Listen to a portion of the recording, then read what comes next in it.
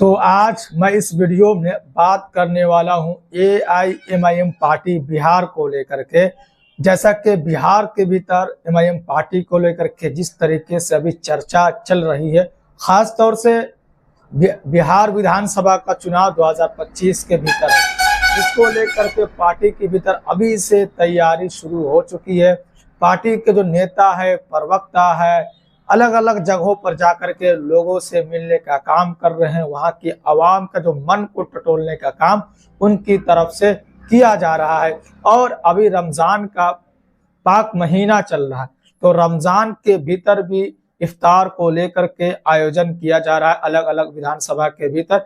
तो बिहार के दरभंगा के भीतर से एक जाले विधानसभा है, वहां से खबर निकल कर आ रही है ऑल इंडिया मजलिस-ए-इत्तेहादुल मुस्लिमीन को लेकर के। जाले विधानसभा में जो उम्मीदवार बताए जा रहे हैं AIMIM पार्टी के 2025 के लिए, जब 2025 बिहार विधानसभा का चुनाव होगा तो वहां से उम्मीदवार अभी से वो मान करके चल रहे हैं। और पार्टी के जो बड़े बड़े नेता उनको ये भरोसा दिला रहे हैं कि आप ही को जाले विधानसभा दरभंगा से टिकट दिया जाएगा।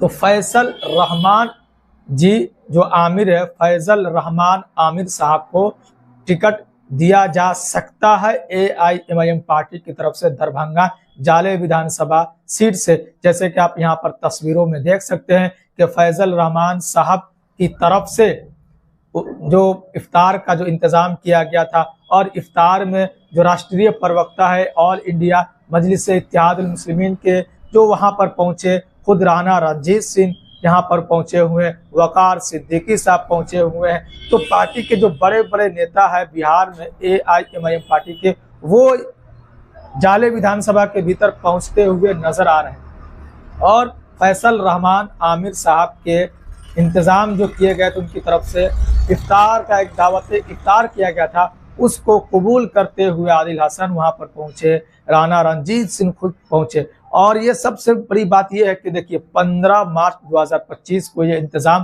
यानी दावत इफ्तार किया गया है, और 14 मार्च को हमारे देश के भीतर होली मनाया गया। तो राणा रणजीत सिंह ये संदेश देने का काम किया कि हम एक दिन सुबह में हम होली भी मना सकते हैं, तो शाम को हम इफ्तार भी हमारे मुस्लिम भाई के साथ बैठकर कर सकते हैं। ये कहीं ना कहीं संदेश जो है वो राणा रणजीत सिंह की तरफ से देने की कोशिश की जा रही है। आप देख सकते हैं कि किस तरीके से होली खेलने के बावजूद, अपना खुद का पर्व है उसके बावजूद, जब उनको दावत दिया गया, बतौर चीफ गेस्ट के तौर पर उनको बुलाया गया जाले विधानसभा के भीतर फैसल रहमान आमिर साहब के द्वारा, तो वो वहां पर पहुंचते हुए देखे गए राणा रणजीत सिंह, और अपने कार्यकर्ता के साथ, अपने समर्थक के साथ दरभंगा के भीतर देखे गए इफ्तार की पार्टी में। तो कहीं ना कहीं राणा रणजीत सिंह ये संदेश देने की कोशिश में लगे हुए हैं कि हम सब एक साथ हैं। हमारे हिंदू भाई होली भी मना सकते हैं, हमारे मुस्लिम भाई फ्राइडे का जो नमाज भी पढ़ सकते हैं एकदम सुकून के साथ। जिस तरीके से देश के अलग अलग कोनों में बयान दिया गया था कि 52 हफ्ते आते हैं, 52 जुमे आते हैं, तो घर में पढ़ लिया जाए, होली एक बार साल में आता है तो उसको मनाया ना दिया जाए। तो इसको लेकर के देश के अलग अलग कोनों में जो कि बहुत ही बवाल हुआ, इस बात को लेकर के नेशनल मीडिया तक ये बात पहुंची। उसके बाद से इस पर डिबेट हुआ, बाकायदा इस पर डिबेट किया गया। लेकिन सारी बातों को दरकिनार करते हुए राणा रणजीत सिंह जिस तरीके से बैरिस्टर असदुद्दीन ओवैसी साहब के एक मजबूत सिपाही के तौर पर काम करते हुए नजर आ रहे हैं, और ये दरभंगा से एक सुगबुगाहट निकल कर आ रही है। और राणा रणजीत सिंह ये इफ्तार करके उन्होंने एक बाइट दिया, और उन्होंने बाइट में खुलासा ये किया कि हम अभी से थर्ड फ्रंट के तौर पर काम कर रहे हैं, और हम एक गठबंधन बनाने की कोशिश में लगे हुए हैं। 2025 विधानसभा का चुनाव हम गठबंधन करके चुनाव लड़ेंगे। और ये उन्होंने कहा कि अभी हमारे लिए दरवाजा खुला हुआ है गठबंधन में, अभी हमारा दरवाजा जो है वो खुला हुआ है। हम अगर हमको जैसे कि RJD इंडिया अलायंस महागठबंधन अगर हमें बुलाती है तो फिर हम वहां जाने को तैयार है, वरना फिर हम थर्ड फ्रंट के तौर पर एक गठबंधन तैयार करेंगे और फिर हम अपने हिसाब से चुनाव लड़ेंगे। बाद में ये ना कहना और रोना ना रोना, मतलब उन्होंने इशारा दिया के बाद में लोग ये ना कहे कि ये ए टीम है, बी टीम है, सी टीम है और इनकी वजह से हमारी हार हुई है और एमआईएम पार्टी की वजह से हम सरकार में जाते जाते बच के कुछ सीटों से हम बच गए। इस तरीके से 2020 में हुआ। अगर उससे सबक अभी भी नहीं सीखा तो फिर हम कुछ नहीं कर सकते हैं। हमारी पार्टी है, हम चुनाव लड़ेंगे और इस बार मजबूती के साथ एमआईएम पार्टी चुनाव लड़ेगी। दरभंगा से भी लड़ेगी, मधुबन से भी लड़ेगी, उसके बाद से शिवहर से भी लड़ेगी, सीतामढ़ी से भी लड़ेगी, चंपारण से भी चुनाव लड़ेगी। तो अलग अलग जिलों से चुनाव लड़ेगी और सीमांचल पार्टी का तो एकदम गढ़ है ही। तो अभी से संदेश देने की कोशिश बैरिस्टर असदुद्दीन ओवैसी साहब की जो पार्टी है और उनके जो नेता है उनकी तरफ से किया जा रहा है। तो ये राणा रणजीत सिंह की तरफ से दिया गया बयान है। उसके बाद से आदिल हसन साहब ने भी बयान दिया। यहाँ पर पहुंचे आदिल हसन साहब जो नेशनल स्पोक पर्सन है ऑल इंडिया मजलिस से इत्तेहादुल मुस्लिमीन के, और राणा रणजीत सिंह जो तिरहुत प्रमंडल के प्रभारी भी है।